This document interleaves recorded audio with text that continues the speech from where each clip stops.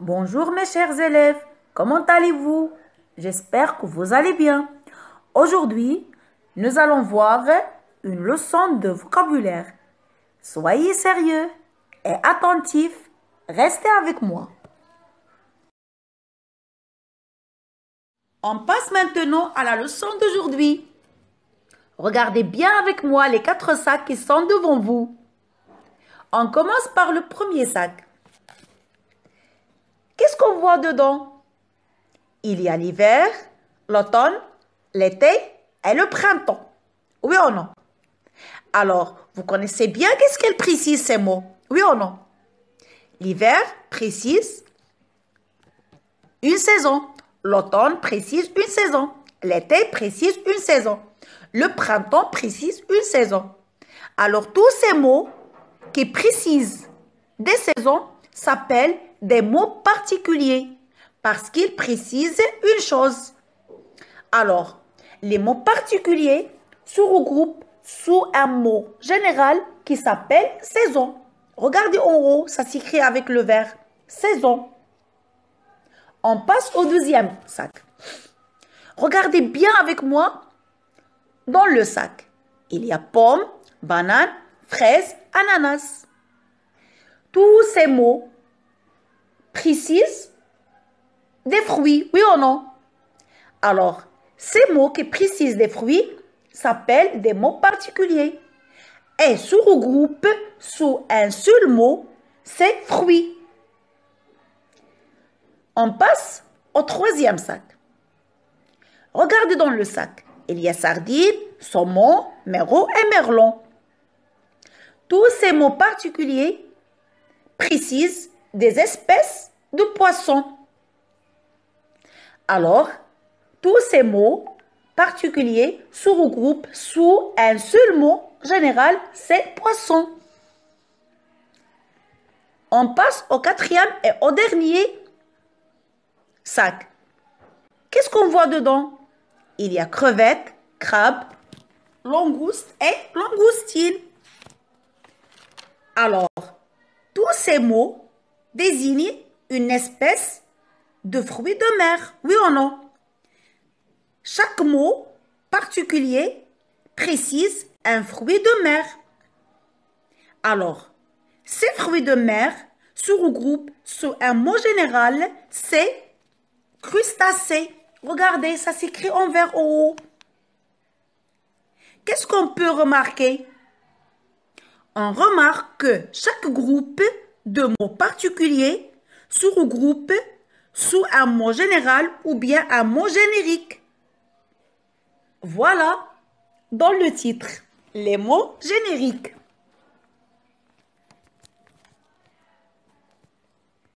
D'après les exemples qu'on a vus, on peut comprendre que le mot générique regroupe un ensemble de mots particuliers qui ont un lien avec lui. On passe maintenant aux exercices d'application comme d'habitude pour bien comprendre la leçon. Regardez avec moi la première consigne. Entoure le mot générique de chaque série. Série, c'est-à-dire la liste. Regardez avec moi la première liste. Jupiter, Mars, planète, Mercure, Terre, Pluton. On cherche dans cette liste le mot générique qui regroupe tous ces mots particuliers.